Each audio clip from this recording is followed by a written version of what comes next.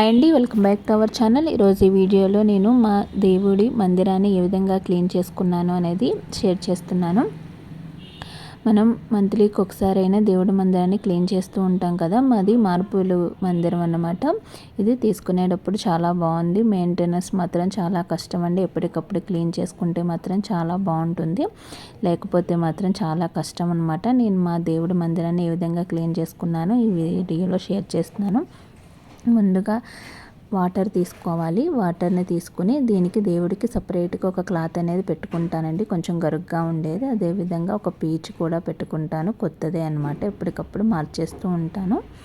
అదేవిధంగా కొంచెం మాది మార్బుల్ది కాబట్టి నేను షాంపూ యూజ్ చేస్తానన్నమాట. షాంపూతో క్లీన్ చేస్తే దేవుడి మందిరం చాలా నీట్గా అవుతుంది. ఎందుకంటే అది పాలరాయి కదా, మార్బుల్ స్టోన్ క్లీన్ ఈ విధంగా చేస్తే బాగుంటుంది. ఆ మార్బుల్ షాప్ వాళ్ళే చెప్పారనమాట. మనం మార్బుల్ స్టోన్ని షాంపూతో క్లీన్ చేసుకుంటే వైట్గా బాగా మెరుస్తూ ఉంటుంది. సర్ఫ్ యూజ్ చేయకూడదండి దీనికి. ఎప్పుడైనా మనం ఇల్లు తడబట్టు పెట్టుకునేటప్పుడైనా సరే అందులో కొంచెం షాంపూ వేసుకుని మనం తడబట్టు పెట్టుకుంటే మార్బుల్ స్టోన్ అనేది మెరుస్తూ ఉంటుంది. ఇది వాళ్ళే చెప్పారనమాట ఈ టిప్ అయితే. అదేవిధంగా ముందుగా ఇవన్నిటినీ కూడా క్లీన్ చేసుకోవడానికి అన్నీ తీసేసి పక్కకు పెట్టుకుంటున్నాను. దేవుడి పటాలు అవన్నీ ఉంటాయి కదా, వాటిని ఒకసారి శుభ్రంగా తుడిచేసుకుని క్లాత్తో ఇవన్నీ కూడా పక్కకు పెట్టేసుకుని మందిరం అంతా కూడా ఉన్న డస్ట్ని అదంతా కూడా ఒకసారి తుడిచేసుకుని ఏమేమి ఉన్నాయో అవన్నీ కూడా క్లీన్ చేసేస్తున్నాను అనమాట. దేవుడి మందిరాన్ని కొందరు వారానికి క్లీన్ చేస్తూ ఉంటారు, కొందరు నెలకు ఒకసారి. మనం దశమి, ఏకాదశి, శుక్రవారం, మంగళవారం, అమావాస్య, పౌర్ణమి ఈ రోజులు తప్ప మిగతా ఏ రోజులైనా కూడా మనం దేవుడి మందిరాన్ని క్లీన్ చేసుకోవచ్చు అనమాట.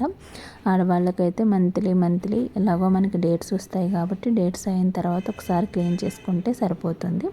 ఇంకా ఇంట్రెస్ట్ ఉన్న వాళ్ళు ప్రతి వారం కూడా క్లీన్ చేసుకుంటే ఇంకా మంచిది. ఫస్ట్లో అయితే మందిరం కొనుక్కున్నప్పుడు అలానే క్లీన్ చేసుకుంటూ ఉండేవాళ్ళం తొందరగా, అంటే 15 డేస్కు 1 వీక్కి అలాగా. తర్వాత వచ్చేసరికి కొంచెం బద్ధకం కూడా వచ్చేస్తుంది. మేము ఇది కొని 10 ఇయర్స్ అయిందనమాట. అయితే దీనివల్ల ఒక డ్రాబ్యాక్ కూడా ఉందన్నమాట. ఏంటంటే మనం ఇల్లు మారుతూ ఉండే వాళ్ళ రెంట్ హౌస్ వాళ్ళకి మాత్రం ఇది చాలా కష్టం అండి మెయింటెనెన్స్. ఎందుకంటే చాలా బరువుగా కూడా ఉంటుంది. తీసుకొచ్చేటప్పుడు తీసుకెళ్ళేటప్పుడు కూడా క్రాక్స్ వస్తాయి. అందుకని ఓన్ హౌస్ వాళ్ళకైతే ఇది చాలా బాగుంటుంది. ఎందుకంటే వాళ్ళు ఒకే చోట ఉంటారు కాబట్టి మెయింటెనెన్స్ ఈజీగా ఉంటుందన్నమాట. ఇలాగ పీచు పెట్టేసి కొత్త పీచు తీసుకుని దాన్ని స్క్రబ్బర్ పెట్టేసి దానికి కొంచెం షాంపూ, అదేవిధంగా మనకు విమ్ లిక్విడ్ ఉంటుంది కదా, అది కూడా వేసేసి మందిరాన్ని ఫస్ట్ మొత్తం ఈ విధంగా క్లీన్ చేసేసుకోవాలన్నమాట. దీనికి కొంచెం విమ్ లిక్విడ్ కూడా వేసాను. విమ్ లిక్విడ్ ఏంటంటే మనం దేవుడి దగ్గర మనం ఆయిల్ అయ్యి మరకలు పడుతూ ఉంటాయి కదా, మరకలన్నీ కూడా నీట్గా పోతాయి. ఈ విధంగా స్క్రబ్బర్తో శుభ్రంగా నీట్గా మంత్లీకి ఒకసారైనా క్లీన్ చేసుకుంటే దేవుడి మందిరం మెరుస్తూ చాలా బాగుంటుంది. ఇలా పైన మాకు ఇట్లా ఒకటి కూడా ఇచ్చారనమాట, ర్యాక్ లాగా. దీన్ని కూడా మొత్తం ఇలా తీసేసి ఇదంతా కూడా ఈ విధంగా శుభ్రంగా క్లీన్ చేసేసుకోవాలి. కొంచెం నొక్కు పెట్టి తుడుచుకుంటూ ఉంటే నీట్గా క్లీన్ అయిపోతుంది. కొంచెం వాటర్ పోసుకుంటూ ఈ విధంగా బాగా స్క్రబ్ చేసేసుకోవాలి. దేవుడిని పెట్టుకున్నప్పుడు మాత్రం మనకి శుక్రవారం పూజలకి అప్పుడు మాత్రం చాలా బాగుంటుంది. ఇది చాలామందికి కూడా నచ్చింది. చాలామంది కూడా నన్ను అడిగారు ఎక్కడ తీసుకున్నారు, ఎంత పడింది అని కూడా. ఇదైతే మేము ఇక్కడే హైదరాబాద్లో పూజా మందిరాలు ఇప్పుడైతే బాగా దొరికేస్తున్నాయి. మేము తీసుకున్నప్పుడు అయితే కొంచెం తక్కువగానే వాడేవారు, 10 ఇయర్స్ బ్యాక్ అట్లా. ఇప్పుడు ఎక్కువగా మార్బుల్ స్టోన్స్ ఎక్కడైతే ఉంటాయో అక్కడ అన్ని చోట్ల కూడా ఈ పూజా మందిరాలు బాగా దొరికేస్తున్నాయి అన్నమాట. ఈ విధంగా మొత్తం పైన కింద కూడా అంతా క్లీన్ చేసేసుకుని ఫస్ట్ స్క్రబ్బర్తో ఒకసారి రుద్దేసుకోవాలి. ఈ విధంగా రుద్దేసుకున్న తర్వాత కొంచెం వాటర్ తీసుకుని ఆ వాటర్లో ఒక క్లాత్ వేసుకుని అది స్క్రబ్బర్తో మనం అంతా స్క్రబ్ చేసాం కదా, దాన్ని అన్నిటిని కూడా తుడిచేసుకోవాలన్నమాట. ఇలా మనం ఒక 2 టైమ్స్ క్లీన్ చేసుకోవాలి. వాటర్ మార్చి 2 సార్లు మొత్తం ఎక్కడైతే మనం మందిరాన్ని అంతా క్లీన్ చేసామో దాన్ని అంతటినీ కూడా క్లాత్ వేసి బాగా 2 సార్లు నీటిలో తడిపేసి నీళ్ళు మార్చుకొని మళ్ళీ ఇంకొకసారి ఆ విధంగా శుభ్రంగా మొత్తం అంతా కూడా క్లీన్ చేసేసుకోవాలి. ఈ విధంగా, ఎందుకంటే షాంపూకి నురగ కూడా ఎక్కువ వచ్చేస్తుంది కాబట్టి మొత్తం 1-2 సార్లు శుభ్రంగా తుడిచేసుకోవాలి. ఈ విధంగా ప్రతి మూల కార్నర్స్లో అన్నిట్లో కూడా ఇలా క్లాత్ పెట్టి శుభ్రంగా కడిగేసుకుని మూడోసారి ఏం చేస్తానంటే నేను ఇందులోకి కొంచెం రాక్ సాల్ట్ 2 సార్లు ఆ విధంగా తుడిచేసుకున్న తర్వాత అందులోకి కొంచెం రాక్ సాల్ట్, పసుపు, అదేవిధంగా మనకి పచ్చకర్పూరం ఉంటుంది కదా దాన్ని కూడా వేసేసి మూడి వాటర్లో బాగా కలిపేంత వరకు కొంచెం కలిసేంత వరకు కలిపి క్లాత్ వేసేసి ముందు మనం దేవుడి దగ్గర పటాలు ఉంటాయి కదా ఆ పటాలన్నిటినీ కూడా ఈ వాటర్తో శుభ్రంగా తుడిచేస్తాను. ఈ విధంగా ఎన్ని పటాలు ఉన్నాయో ఆ పటాలన్నిటినీ కూడా పసుపు, అదేవిధంగా పచ్చకర్పూరం, కొంచెం రాక్ సాల్ట్ వేసేసి వీటినన్నిటినీ కూడా తుడిచేసుకొని పక్కకు పెట్టేసుకుంటాను. అదే వాటర్తో తర్వాత దేవుడి మందిరాన్ని అంతటినీ కూడా ఒకసారి మళ్ళీ క్లీన్ చేసేస్తానన్నమాట. దీనివల్ల నెగిటివ్ ఎనర్జీ ఏమన్నా ఉన్నా కూడా పోతుంది. పచ్చకర్పూరం వేయడం వల్ల మంచి స్మెల్ కూడా వస్తుందన్నమాట. ఈ విధంగా పటాలన్నీ కూడా తుడిచేసుకుని పక్కకు పెట్టేసుకుంటాను. ఎన్ని పటాలు ఉంటే అన్ని పటాలు అన్నీ కూడా ఇట్లా పక్కకు పెట్టేసుకుని తర్వాత మందిరాన్ని కూడా శుభ్రంగా ఒకసారి నీట్గా అదే వాటర్తో క్లీన్ చేసేసుకుని ఈ విధంగా మొత్తం అంతా కూడా క్లీన్ చేసేసుకున్న తర్వాత కొంచెం వాటర్ వేసుకుని మనం విగ్రహాలు ఉంటాయి కదా వెండివి, ఇంకా కొందరికి బ్రాస్ అట్లా ఉంటాయి కదా వాటిలన్నిటిని కూడా ఈ విధంగా వాటర్లో వేసి ఒకసారి శుభ్రంగా కడిగేసి తర్వాత దీన్ని సబీనా కానీ వెండివైతే మాత్రం కోల్గేట్ పౌడర్ కానీ పేస్ట్తో కానీ బాగా క్లీన్ అవుతాయి అన్నమాట.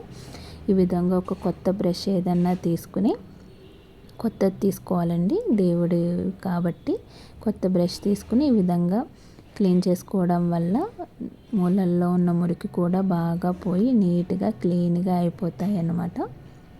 చూసారా కొత్త వాటిలో ఈ విధంగా తెల్లగా వచ్చేస్తే మనం మంత్లీ ఈ విధంగా క్లీన్ చేసుకుంటే దేవుడి కూడా మెరుస్తూ చాలా బాగుంటాయి.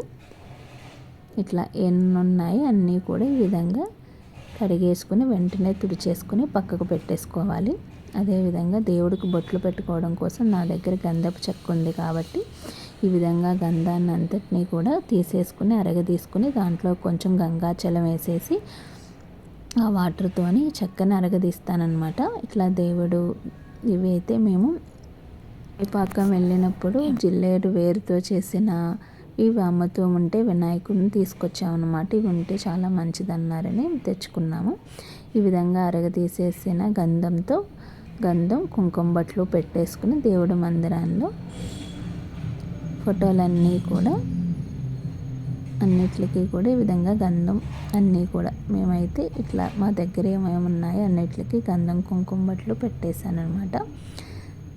ఈ విధంగా అదేవిధంగా మనం తాంబూలాలకి వెళ్ళినప్పుడు అట్లా చిల్లర డబ్బులు వస్తూ ఉంటాయి కదా వాటిని అన్నిటినీ కూడా నేను ఈ విధంగా ఒక దాంట్లో వేసేసి దేవుడి మందిరంలో పెడతానన్నమాట. ఆ చిల్లర అంతటినీ కూడా విధంగా పటాలు మనం దేవుడి దగ్గర ఏమేమి యూజ్ చేస్తామో వాటినన్నింటినీ కూడా ఈ విధంగా నీట్గా కడిగేసి వెంటనే తుడిచేసుకుంటే మనకి మెరుస్తూ చాలా బాగుంటాయి. అదేవిధంగా అంతా అయిపోయిన తర్వాత నేను స్వస్తిక్ ఓంకారం కూడా వేస్తానన్నమాట. దేవుడి మందిరంలో చాలా మంచిది కాబట్టి ఈ విధంగా ఒక క్లాత్ తీసేసుకొని క్లాత్ కూడా వేసేసుకొని మందిరానికి పైన పటాలకి కూడా గంధం కుంకుమ బట్లు పెట్టేసుకుని ఫైనల్గా అయితే ఈ విధంగా వచ్చిందనమాట. నీట్గా ఆ మురికి అంతా కూడా పోయి మంత్లీ ఇలా చేసుకోవడం వల్ల చాలా మెరుస్తూ చాలా బాగుంటుంది. ఎవరైనా ఇలాగా మందిరం ఉంటే మాత్రం ఈ విధంగా చేసుకోండి. షాంపూ యూస్ చేయడం వల్ల మంచి మెరుపు కూడా ఉంటుంది, ఎన్నాళ్ళు ఉన్నా కూడా బాగుంటుంది. ఈ వీడియో కనుక మీకు యూస్ఫుల్ అనిపిస్తే తప్పకుండా లైక్ చేయండి, షేర్ చేయండి, సబ్స్క్రైబ్ కూడా చేసుకోండి. అదేవిధంగా మనం దేవుడికి ఎప్పుడైనా సరే దేవుడి మందిరం క్లీన్ చేసినప్పుడు తప్పనిసరిగా దీపం పెట్టి పూజ అనేది చేసుకోవాలి. క్లీన్ చేసిన తర్వాత ఆ విధంగా వదిలేయకూడదు, తప్పనిసరిగా పూజ అనేది చేసుకోవాలి. అందుకని మనం పూజ చేయడానికి ముందే మనం ఇదంతా క్లీన్ చేసేసుకొని పూజ చేసుకుంటే మనకి బెటర్ అనమాట. 2 సార్లు పూజ చేయాల్సిన అవసరం ఉండదు. ఒకవేళ అలా చేసుకోవాలనుకుంటే పూజ అయిన తర్వాత కనుక మీరు క్లీన్ చేసుకుంటే ఒక అగరత్తు పుల్ల కొంచెం ప్రసాదమైన నైవేద్యం పెట్టి అప్పుడు పూజ అనేది చేసుకున్నట్టే అవుతుంది. కుదరని వాళ్ళు ఈ విధంగా చేసుకోండి.